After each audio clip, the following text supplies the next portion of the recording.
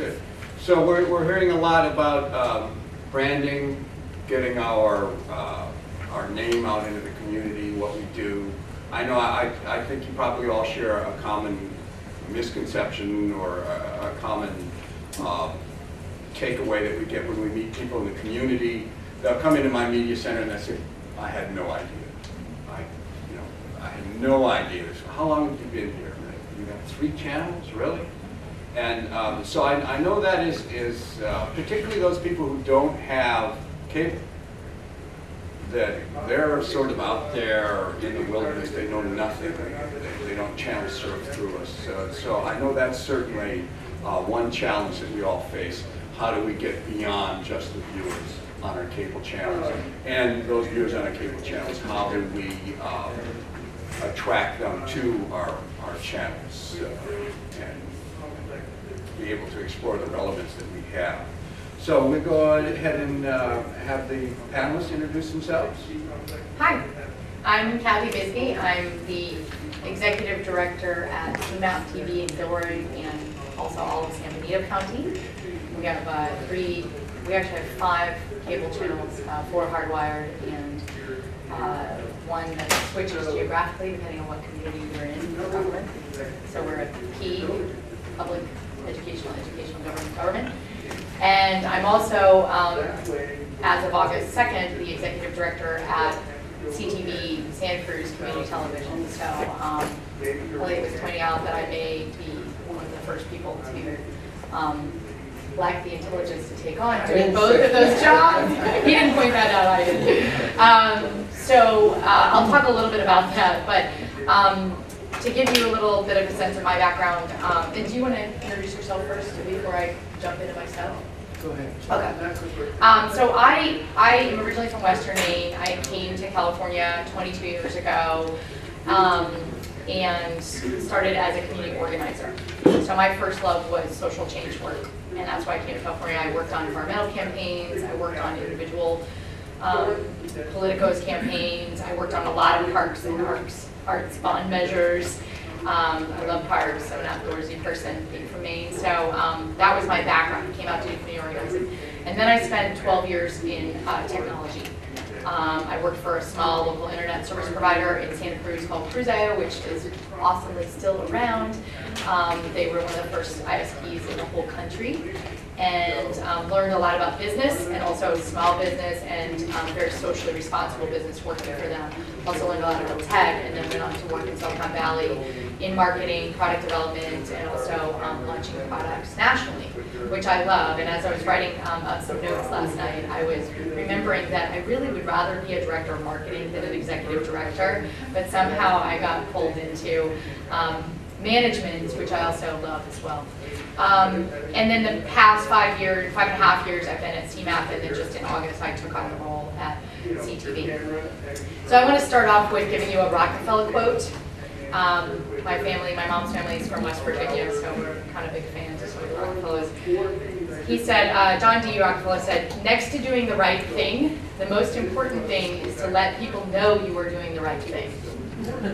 And so many times, as many of you pointed out, in community media, we don't do a very good job of telling our own story. We tell everybody else's stories beautifully, but we don't tell our own story. And a lot of times I hear myself and our colleagues say, well, we have all these great resources, people should just come in and use it. That is not enough. It's not enough. We have to go to them, and I'm going to talk a little bit about why we have to go to them. So why rebrand? Why do we need to reposition our media centers? We were fine, right? Well, at both CMAP and CTV, we're very deep in the process of reinventing ourselves. And we've been reframing who we are, what we do, and our role in the community. And as somebody pointed out, what's our relevancy in a YouTube world? That's one of the many questions that I think is currently facing community media that we need to do a better job addressing, both at the local level and at the national level, because both of those support each other, right? We needed to do this rebranding at CMAP and CTV for a variety of reasons, and the conditions at your media center may be totally different. We kind of are, I think, a fairly unique case in what we're trying to do and what we're up against, but I think there's a lot of similarities between media centers all over the country. I was just with Nancy at the Northeast region, and a few folks are starting to deal with some of the issues. The Vermont folks and the Maine folks have had some funding challenges. Massachusetts, you guys are set for a while, but you know, for any of us, this could happen at any time. So we have no operations funding at CTV, at CMAP, and as of June 30th, we will lose all of our operations funding at CTV. CTV had its contract threatened 3 times last year by the county supervisors. So we really needed to quickly articulate our value because they were not feeling it. We had to explain our relevancy after 18 years of providing free services as a traditional PEG station. We had to advocate for our short-term survival because the threat of the RFP was imminent and could have happened at any point. We also had to come up with a long-term plan. Next week, I'm turning in a 2-year business plan to the County of Santa Cruz that explains how we're going to be sustainable for the next 2 years and beyond. It's just a plan, so we don't know if we can implement it or not. We're trying to change a lot of things all at once. I'll describe a little bit about how this work is progressing and some of the challenges. And then at CMAP, we moved to a new facility this year after having spent 10 years at a community college. Our first 10 years, we moved to a local high school, a brand new high school facility.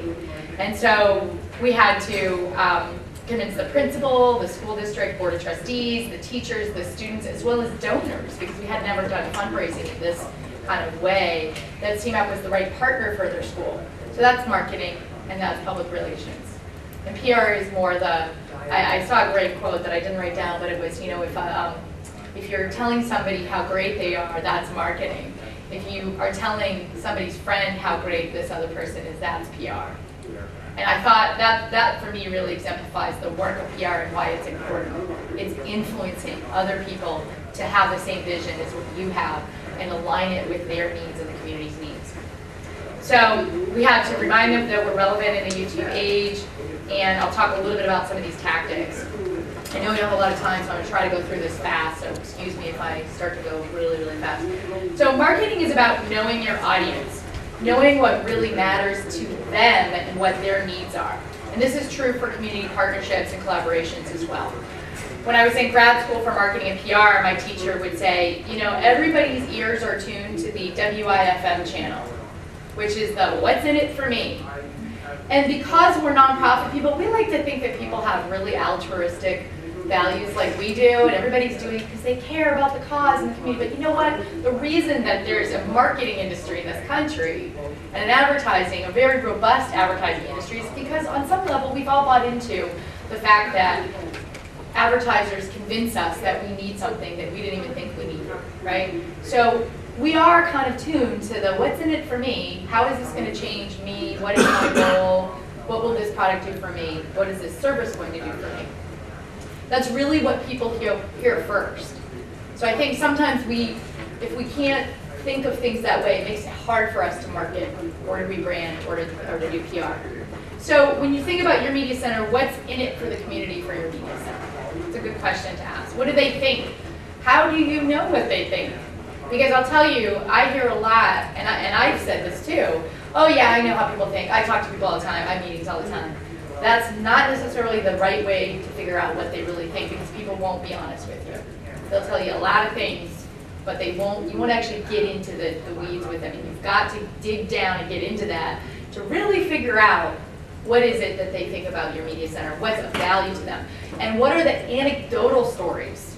Not the big picture vision, we do this, we provide these services, the little stories about one person and how their life was affected by your media center. Those are the stories you have to dig out and write up and tell. Here's an example for you. I was sitting at a chamber event and there was a YMCA director sitting next to me, and she and I connected. My dad was a YMCA director, I did a lot of Y stuff. And she said, oh, you know, I really, you know, I said, what's going on for your Y program? And she said, oh, I really need technology program because, you know, the kids, they need these skills, and we live in a rural community, and I don't know how to do this. And so I listened to her for a while and asked her a lot of questions and realized that there was something we had, that we have expertise in, that we could offer to her. And so I made a proposal. We got together a couple weeks later, and 4 years later, we've been doing a fee-based service for them, providing youth media programs after school for three schools, 3 days a week, middle school kids. And now we're using iPads, and the kids are editing on the iPads. My colleague Joanna Cypress, our operations coordinator, will be doing a panel on that this afternoon. But because we listened to what her needs were, not me telling her what we do. I didn't say, this is what we do as a station, this is what we provide to the community. Didn't start with that at all. I didn't talk about that. But I said, and she would have never come to us with a need. She would have never come in and said, I need you to do this for me, because she didn't even know what she needed. So a lot of my work is figuring out, what is this person trying to tell me their need is? What is it they really need? What's the core of that? And asking really good questions to get to the bottom of that. So that's why we have to get out into our communities and ask people, what are you dealing with right now in your organization? And don't even think about, in the back of your head, you can think about it, but don't lead with that. Don't say, here's what we do, and here's how we do it. Ask them, what are you looking at right now? What's coming up for you in the next year or so? And then we need to come back, and we need to shape our offerings to meet their needs. We don't think of ourselves as a television station anymore, at all. And we do call ourselves a community media center. But, I have a board member who's always like, why aren't we just, offering people, checkouts and reservations and making TV programs? Why are we doing all this other stuff? I said, Joe, that's because the community's telling us this other stuff is more important to them than us running cable channels. This stuff is what the community needs. And because we've been responding to the community need and not just telling them this is what we do and this is how we do it, they're responding to us, and our donations are going up, we're getting more community support, we have more partnerships, we have more collaborations. So I think that's really one point I really want you to hear. The other thing is that we also went out and did surveying, we did focus groups, we engaged the community in a dialogue as a group, and I'll talk to you a little bit about the Knight Foundation Media Toolkit and show you a clip from that if we have time. So our marketing goals were these: to communicate, reiterate, or reinvent the value of our services and products to current supporters, to elected, and the broader community in order to restore trust and relevancy, to increase fundraising of fee-based services, youth media, productions, donations, and consulting, and to generate positive PR for our organization with a more relevant, up-to-date framework. So over the last 3 years, here's a couple of examples of how we did that. And this was really to address the needs that we heard in our community. We did a broadband awareness campaign, and I have a 1-minute clip of our cowboys in San Benito County riding out in the range. It's beautifully shot. It's one of my favorite videos that we've done. We had really low cable penetration, so no one cares that we have cable channels, but they do care about the content and the streaming and the content we're putting online. A lot of people are watching us online now. So this whole marketing campaign was around, hey, we're not just on cable, and you can get us even if you don't have cable. The second thing we did was we hired Benavon. Some of you may have heard them a couple years ago in Tucson at the ACM National to do a fundraising program with us, and we learned how to use their program. So we do bi-weekly events that we invite folks from the community to share the stories of our community. And we have a very scripted approach to that. It's not an orientation. We do not invite people who want to make a TV show to this. This is a separate outreach effort that is entirely separate from what services we're offering to people. If they want to come in, they can come to an orientation if they're interested in making a TV show. This is for people who we want to impact them through the stories, these compelling stories that we've crafted. We want to make sure that people think of us almost as a social service agency rather than a television station. We provide media and technology, we provide for the media and technology needs in our community. That is the social service that we are providing. And yes, we do free speech, and yes, we do 21st century job skills and all this, but we're really focusing on the needs of the community in this effort. And then we're doing an annual fundraising event with invitees that we've pulled through this pipeline for the last year. We raised about $10,000 at our first event, which is the most we've ever raised. We also got a $35,000 challenge grant to help raise funds. That's the most we've ever raised, I think, in the entire history of our organization. So it was a big year for us to do that. So we've also rebranded the channels. We're doing product sheets and new orientation videos that are helping part of this image issue that we have, which is that we're a TV station and a very small group of people in the community use us.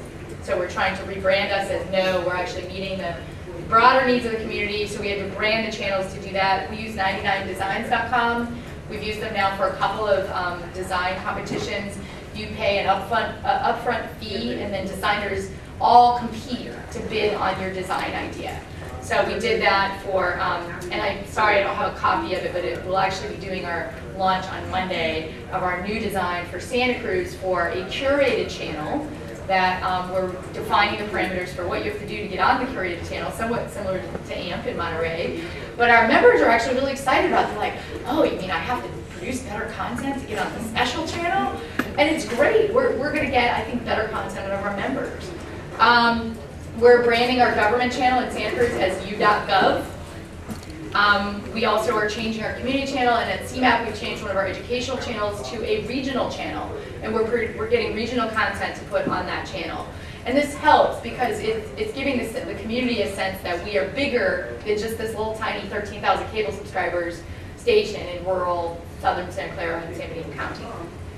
We've also created product sheets, one-up product sheets, kind of like this, that talk about what we do. The product sheets for CMAP have a lot more pictures on them.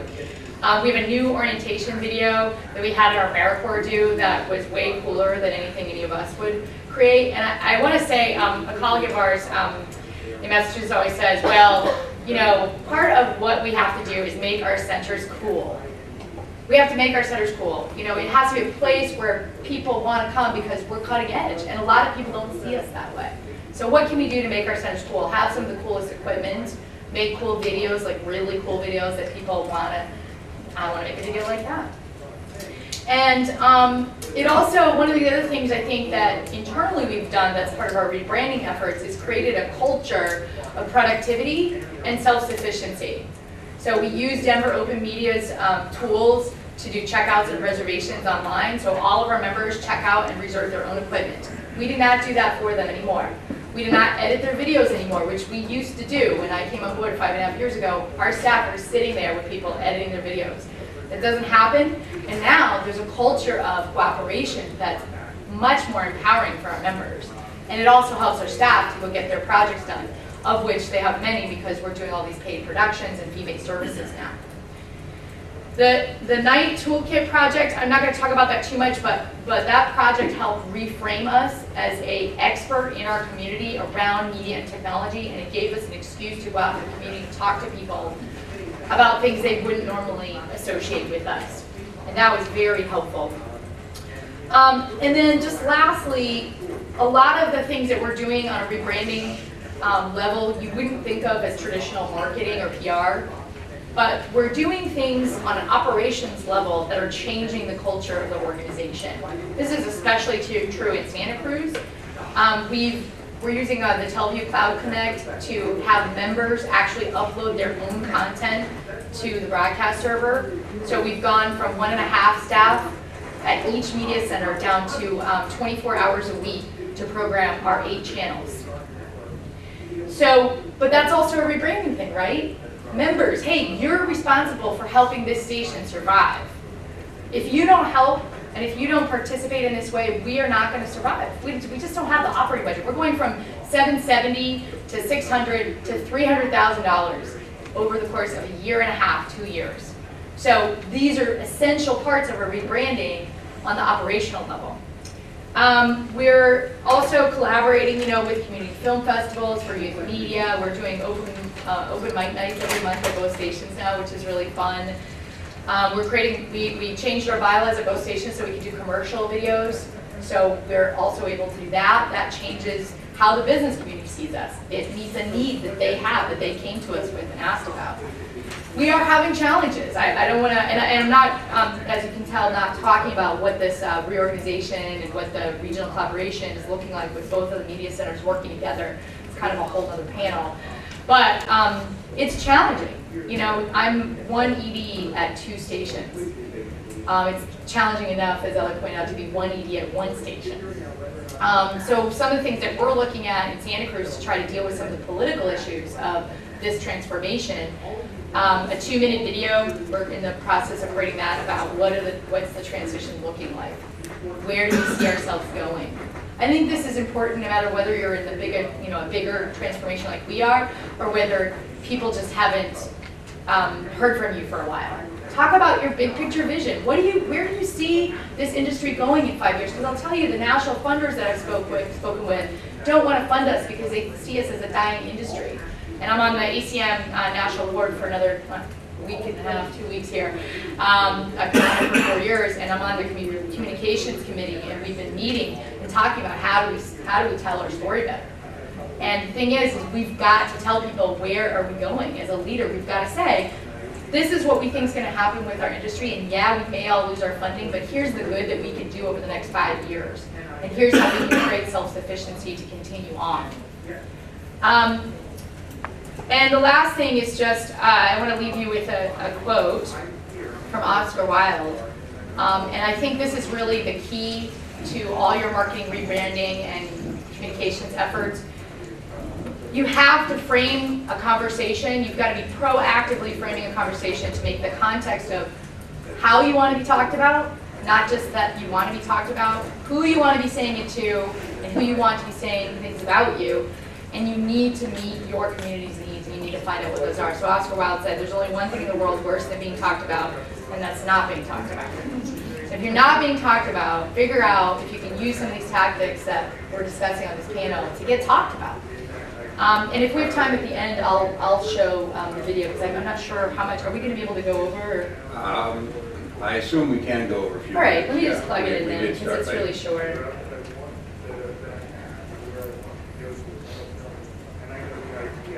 This is from my hike in Spain and Portugal this spring. I did a 150-mile hike in 9.5 days. And I'm going to use those. Is this audio going through or no? This is our cowboy home.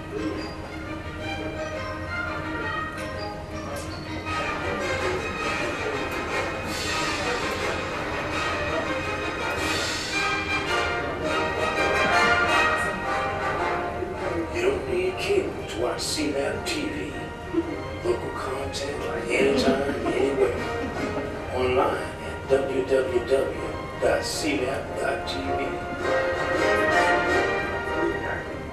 So we got a lot of good chuckles out of that one. We did that as a social media campaign, and then this is the night toolkit. This is a few more minutes.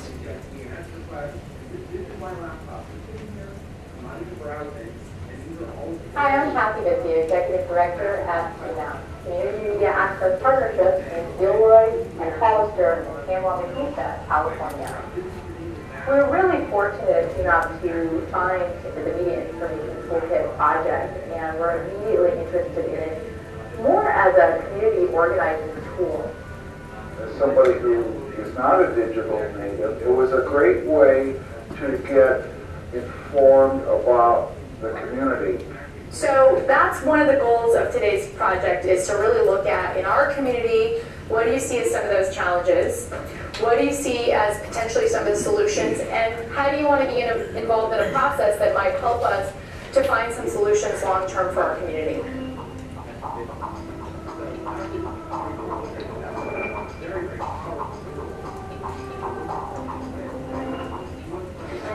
If there was any local newspaper coverage of the government process, yes, there was. We can go to the dispatch. Coroner ID, Gilroy murder, suicide. It was made right out there. Middle name and all. Our experience with this scavenger hunt was actually quite surprising. We had to Google a lot of the stuff. And even so, we had to print out a lot of the results that we found. So that could be a little difficult. Yeah, I remember the article now, I do. Here, there was explaining the reasoning behind the $42,000 raise. The bottom line is that it gave different folks from the different segments of the community to experience this all together and to highlight how important it is to have access information to the public and to anyone that's looking for particular services.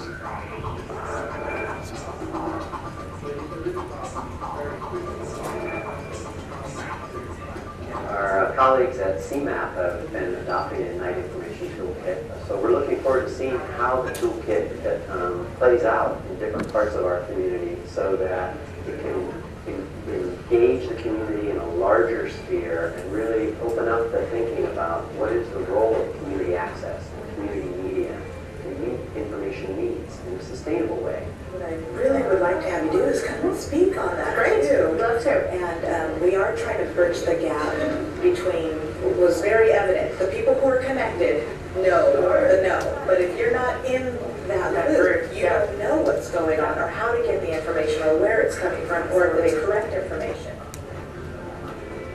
CMAP is the perfect place to go get that information. It's a venue that has no skin in the game, meaning that it's not political. It's a media opportunity to get the information as raw as it can be to the community by having programs and services that kind of portrays what Gilroy is all about.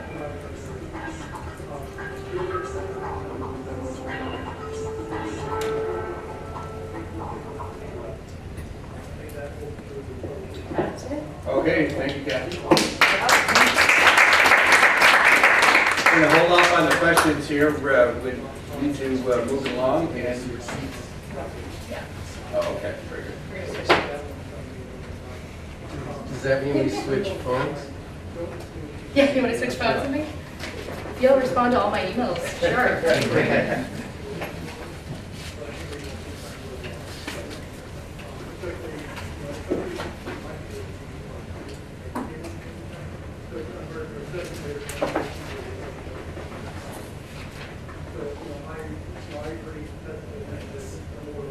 What makes it, do I need to go to my display and change it's all the way over to the right? Yeah, I think you have to do the mirroring so that it's exactly the same. And you should see preferences.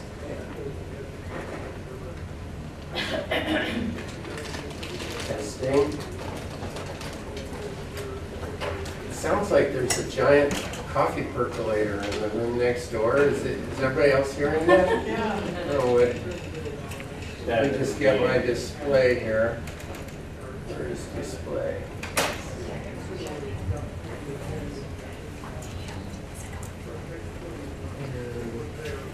Check displays.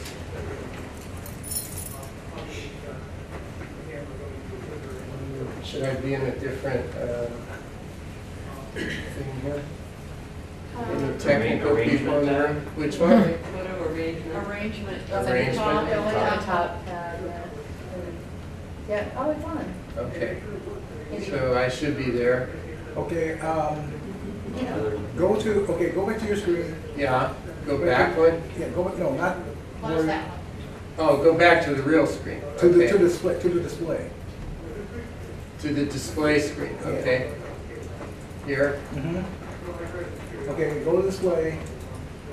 Okay, I believe go to the next 1024 by 765, maybe that might help. Yeah, I think that may have brought it over. Let's see. No, it's still over to the right. Well, it's okay. I don't want to waste any more time. The refresh rate doesn't matter though. No. And arrangement is what it is. Okay. We'll make it work. Let's see if I can move it over a little. There. Okay. So, I'm Elliot Margolis.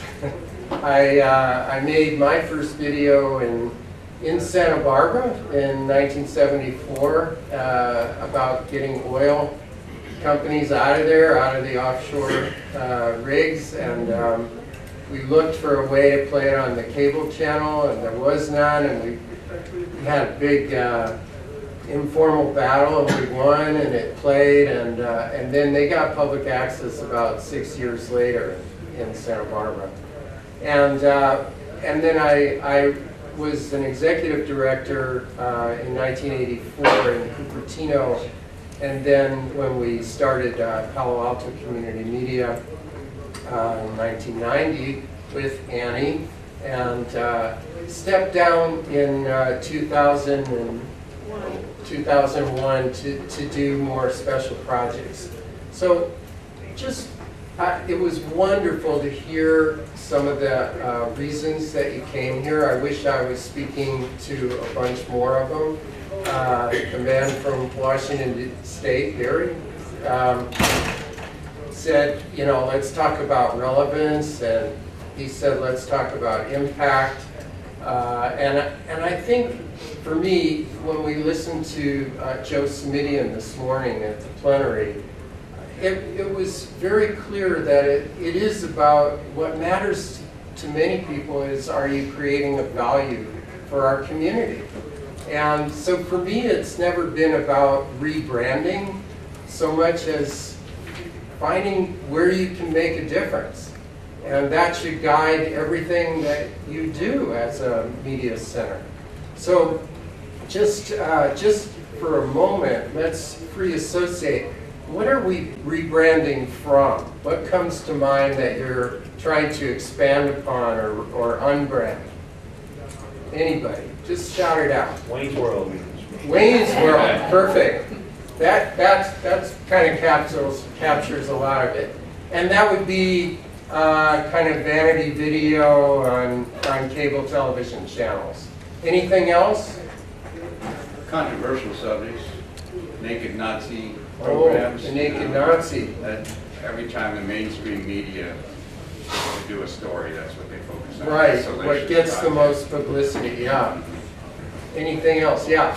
Yeah, when the mainstream media does their research, they don't do all the research, because we had a story that aired locally in Sacramento, where they were talking about, like, on one of our channels, it was always mostly religious, which is true. But then the only focus that they started doing one about the naked preacher lady, which we had, and some guy in a bumblebee costume, which we didn't have. So right. Okay. Now Alan mentioned that even doing what you do as well as you can, so many people walk in and say, wow, I never knew about this place.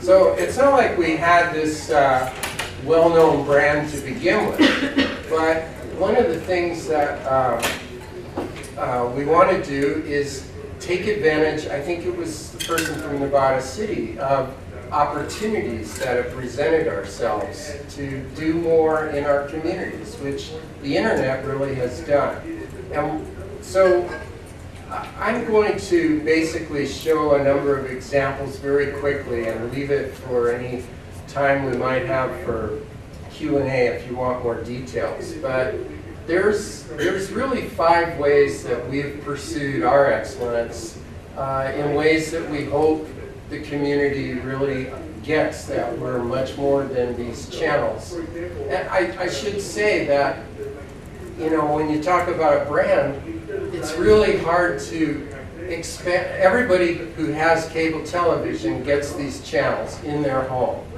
And all the other things we try to promote, we don't have the luxury of getting inside of everybody's home and right on their remote control. So of course, the brand that most people know about are the channels, which is really our strength. It's what brought us our initial funding and ability to exist through the Cable Act, but it's also been an albatross over our heads in terms of having to tell producers you need to produce content for our channels. It should be 28.5 minutes, all the things that really took us in other directions besides building community solutions and answers. So the 5 things, or maybe 6, that we've really worked on are grants that enable us to demonstrate how we can make a difference in the community. The kind of training that we offer, which has changed radically because of the internet and digital convergence. The website, and I'll talk more about that and show you some things from our soon-to-be-released website.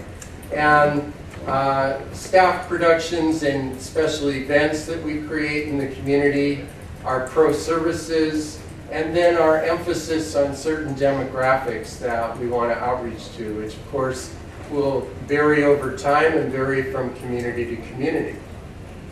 But when we talk about grants, that's been something we've done from the day we opened our doors. And we've done, we try to, you know, kind of what Kathy was saying, understand what people say is needed in the community, and then try to work with other groups in the community to make a difference in those areas.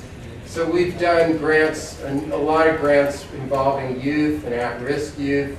We've done grants where we're doing programming in Spanish and community forums. We've done, well, we have a video youth festival on the environment that has gotten grants. We've gotten, and that's this green light that you see. Another one that I'll show you, and the reason I want to show you the last couple of grants, here's one that was on, you get the thing down here. We've done, this was the Alive and Free Stories. It was with at-risk youth, and it involved performance art and videos of former gangbangers. And if you notice, it's on its own website. Almost all of our projects now have their own website and ways that people can find them and use them outside of the TV channels. In fact, our latest big grant project is an Immigrant Stories one that isn't even on our channels. And I'll just show another.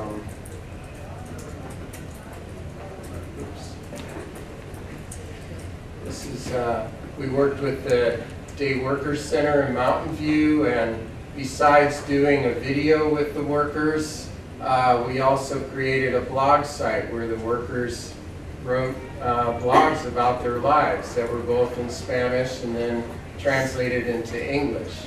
So again, it's its own website, and it brings a lot of people to their website. This last one that I mentioned is the Made into America project, and that's with Immigrant Stories. We're creating a whole archive of stories on this website. If I go to, you know, stories, you can see that you can search for them by where the person came from and when and where they landed, or by tags that show all kinds of specific parts of stories and stuff. So again, these are ways that we want to make a difference in the community with media that may or may not have anything to do with the cable TV channel. Another area is in workshops and digital convergence, and that's really where we've tried but not really succeeded in offering a whole lot of classes ranging from training nonprofits in media literacy and especially social media strategies, to podcasting and digital enhancement Photoshop classes. How many people are already getting into those areas of training? A couple of them. But I mean, basically the same computer that we can teach iMovie or Final Cut Pro or Adobe Premiere on, we can also use for all these other kinds of classes. Now, getting to the point where people realize that we have those classes and how to, that's a whole other panel too, and how to structure them. So I'm not going to spend more time on that at this point unless you ask questions. I am going to show you a few pages from our website that we've been working on for most of the past year. It hasn't launched yet, and so some of the things aren't working. I'll go first to our, let's see if this is our, yeah, this is the new one that's going to come out, and it's getting cut off, of course, on there. But what I want to tell you is that I'm also the person that does the analytics for our website. So I look at what are the most visited pages, who's coming and looking at what. And it was very clear for years that way more people came to us for media content than they did for, even our classes were second to that. And within media content, there was this huge group that were just looking for city council meetings and government meetings. And if you looked at our old website, which I'm just going to use this one and go to it.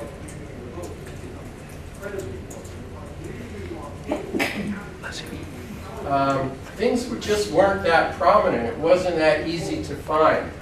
And so we had three main areas: media production, watch, and about on our old site, which is this is our live site now, so we're still using it.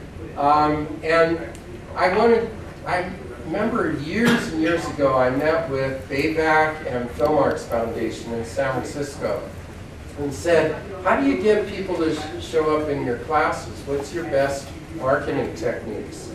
And they both said our website is the most important the most important generator for registration. And so in our old website, there's media production, but it doesn't really highlight our workshops. And although there's watch, it doesn't really emphasize all that we now can show people beyond the cable channel, which is our web streams and our video on demand, which is really what the analytics say people are coming for. So on the new site, you see right at the top, there's local TV and there's media gallery. Local TV is going to be what's on our channels right now, and you could go to Watch Now. If I go to just the landing page for local TV, see if it shows up well, you get to this player, which is even before what's on our cable channels. There's what do you want to see right now? You can go to channel 27, 28, if I go to channel 27 and then click on here, you're going to see whatever's on right now. So it's answering that need. Let me get one of my favorite shows is on now.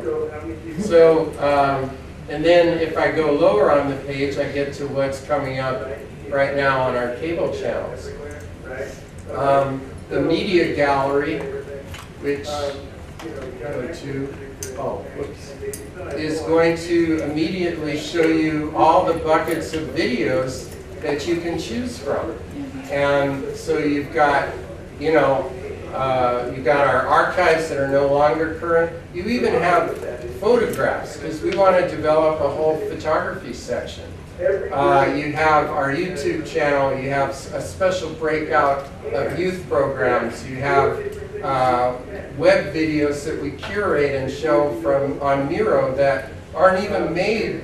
These people don't even know there's a media center, that they're making programs about our Mid-Peninsula area. That should be on there too.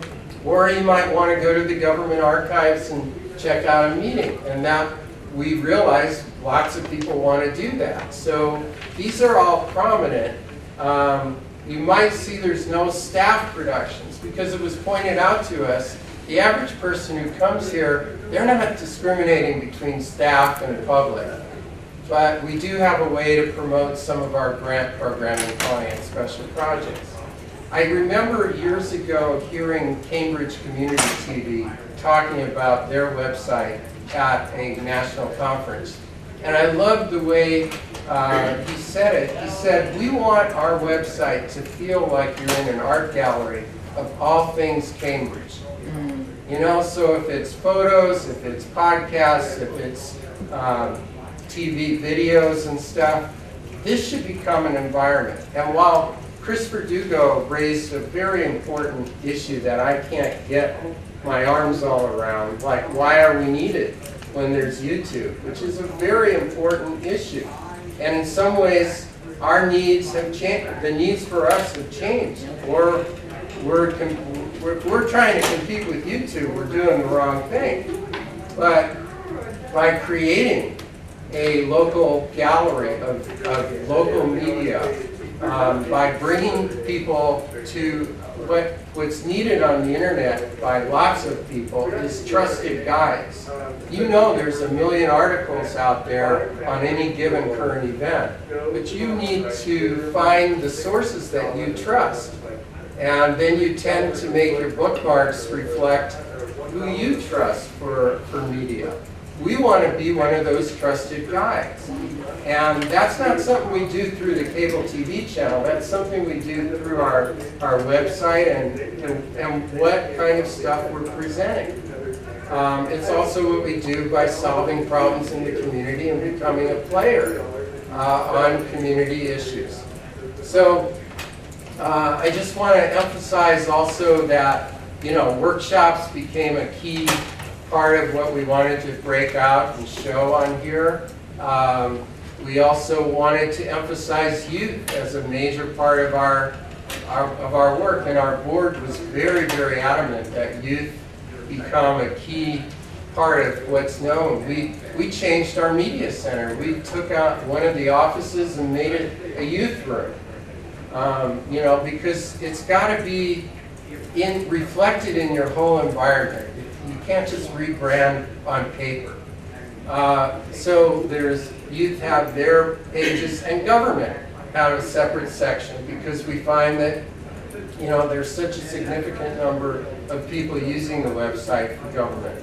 So, and that's also where we're going to put all of our candidate forums and all of that before each election, which is another way we brand ourselves. We cover every single local election, which I'm sure your government channel does as well. But so I should wind down here. I guess I wanted to let's see if I covered all of those different. Oh yeah. So then pro services. We actually, it's make TV or let us make it for you, and then so that if you go to hire the pros, you actually are going to go, we created a whole different website for our pro services, but that's obviously a way we want to brand ourselves in the community, because it brings us money, and that's increasingly important as we lose other revenue streams from cable television. And lastly, the demographics I kind of covered with youth and immigrant, but as I said, that can change over time by community. So I'll end there. Okay, thank you very much. Okay, so we got 12 o'clock straight up. This might be a good time if folks here need to leave, if you've had your answers, if you've had your questions answered. The rest of us can stay maybe another 5 or 10 minutes for specific questions, because we did start later here. So is there, someone has a question? Yeah. How many different websites do you have? I mean, you're showing me different ones that you built, one for the youth, one for government, the main one, the professional services. There's more, because we have at least one blog site. We have a Facebook page.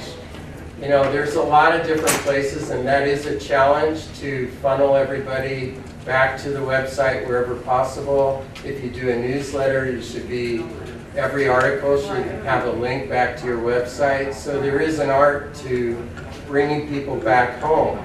But everything should, in this day of the internet, have its own legs. So that if somebody's really just interested in immigration, they don't need to find it through the media center necessarily. And they need to see an environment that welcomes them as somebody who treasures immigrant policy discussion or immigrant stories. So that's why we give this whole identity over to many of the projects. Now, is this just you that runs this whole, or how many of you are actually maintaining all the different websites? That's a really good question, and with our new website, which is a WordPress platform, different staff members are going to be the key authors for different sections of the website, and they'll be responsible for updating those sections. Yeah, Paul? I was just going to suggest, I wonder if you thought about the fact that while I understand you want to bring in the facilitator and everything on this website, so wouldn't it make sense in terms of branding to make sure that your brand is on there too, so that you're branding yourself to the community at large, and so that you make them know that you are the driver behind all this? Totally agree with you. And I haven't fully come to the balance. Every one of those websites says that it's the media center with links back to our website that coordinates this. But the balance, I don't know where it is yet. And I think it's a really good issue because we don't want to disperse everyone totally. I just want to mention, I didn't have time to talk about our website. If you want to check out communitytv.org, that's Santa Cruz's website. We just did a whole rebranding campaign on that as well. And are using TelView Connect in the cloud to have all of our videos appear automatically on the website, so we don't have to do staff work to upload content to the website anymore, and that saved us hours and hours and hours of staff time. Communitytv.org and then CMAP.tv, and we actually had our website hacked and lost everything, so I just want to remind you to back up everything. It was actually a blessing in disguise in a way, because it forced us to redo a lot of content. It was kind of time anyway, but to have to do that in 2 days is much more difficult than having months to plan it, although maybe that lit the fire under us to get it done. We're also using WordPress at CMAP now. We were using Drupal because we're using Denver Open Media's tools, but what we realized, which is wonderful, is that we could actually use WordPress over at CMAP, Drupal over at CTV, and then we're building a shared site for checkout reservations for more automation that is just a link on each of our sites that says members, and then the members go to a shared site, and then there's a drop-down menu depending on which station you're with. So it doesn't matter which platform you're on, you can build a page in Drupal and point to it from a WordPress site if you're using any of the Open Media Toolkit projects. I was just going to suggest, as it relates to the website and all of the different kinds of programs that might engage their own audiences and their own websites. One of the things at Pacific Coast Television that we found extremely important is to drive everybody back to the site, going to Paul's point. So in our case, and I just kind of would throw it back to you to ask, if what you found the different efficacies might be. And Elliot, I understand you're still grappling with it, but maybe you guys could address. What we've done is we've done everything as an extension of PacificCoast.tv / whatever the project is. In some cases, those have called for where we'll create our own URL for whatever the project is, so that those who need to or want to can find it through its own URL. But in any case, what they're doing is they're landing on our site. And the point with that being is that we're driving more eyeballs, we're driving more folks back to the brand. And so as we're talking about branding, one of the issues that I've had a concern with is that as we do these other things that are community endeavors, and that for whatever reasons, other reasons, chasing grants and so forth, that we bring them home. I think it was Paul who said that, but that we bring them home. So for me, that's what we found to work for us. But I do know that there are some drawbacks. So I just kind of would throw that back and ask that question. I think that you can really get into the weeds on this one. I think the most important reason to have separate sites is that you can track where your hits are coming into. So it's an incoming hit question. So if you have grant projects, it's great to have that for your funders to be able to look at the look and the feel of that particular program and get a feeling that it's sort of a standalone project, but that's part of the bigger organization. I think you want to have your brand for your bigger organization on every single page. And you have to articulate and re-articulate your value constantly to people all the time and never assume that they get it, ever. So everything you do should have everything you want them to, well, short, 2 points, no more than 2 points. that you want them to remember about your organization. But in terms of whether or not you have separate sites or not, I think that's more a question of just building your statistics up for that page. So it's helpful to see that, oh, people are going directly to that URL as opposed to coming through our portal. I don't care how they get there, what they look at, but just that they are getting there. But honestly, to me, and I have a 12-year background in technology in addition to public access, I think it's more about the relationships that we're building with people and articulating that on a one-on-one and in a community-wide basis and asking them questions rather than telling them what we need or what we want or what we think they want to hear. So I mean, that would be what I hope you hear from my presentation is that, you know, it's great to have a website. It's great. I love that you guys are doing these individual websites. I think that's brilliant. But I also just want to emphasize that it's really about these relationships that you're building and asking the right questions to get them re-engaged and re-inspired about what you're doing. I think the way most people, you know, with all the information we carry in our minds, most people might remember a story. It's harder to get them to remember the name of your brand or your company. And so that if some people associate us as the immigrant organization or some as the cool place for kids to hang out or some, you know, that, I have a nephew who, I don't know how many of you saw that commercial where Chris Paul, the basketball player, and his twin, one's the student type who always does nice things, and the other, he wrote that one. I still couldn't tell you if it's for Allstate or State Farm Insurance or whatever. I remember the story. It's a great little piece. And so I guess what makes a lot of us want to get to work every morning is what we can do in our communities that will make a difference in people's lives. That's one of the reasons we really focus on those stories that we learned in the workshop and the contract work for Benavon. They are very different kinds of stories than the stories we normally tell. It's more of a story about, you're actually, in the context of the story, you're describing the physical description of the person, what did they look like when they came into your center, how did they behave. You're giving people visual and sensory cues that will help them remember the story, because I think what Elliot's saying is really important. We all remember stories that people tell us. You know, you guys probably, how many of you remember the YMCA story that I told you? Some of you, yeah, it was a while ago.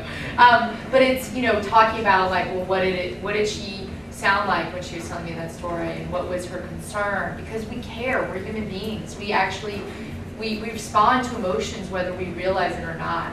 We respond to emotional cues. That's why advertisers are so into behavioral marketing and trying to figure out how to manipulate us around that. We respond to visual and emotional and sensory cues. And so in our storytelling, we need to do that instead of just telling people this happened and this happened, the journalistic storytelling. We need to tell them the more human-based storytelling. You know, we had this kid, Johnny, and you know, he came in and he had a big personality, but he was a small physical stature. And he came from, you know, a family where his older brother was in jail and his dad was in jail. And, you know, he told us he was going to join a gang. And, you know, so what was, and then all through to the outcome, 2 to 3 minute story, but big impact on people's hearts.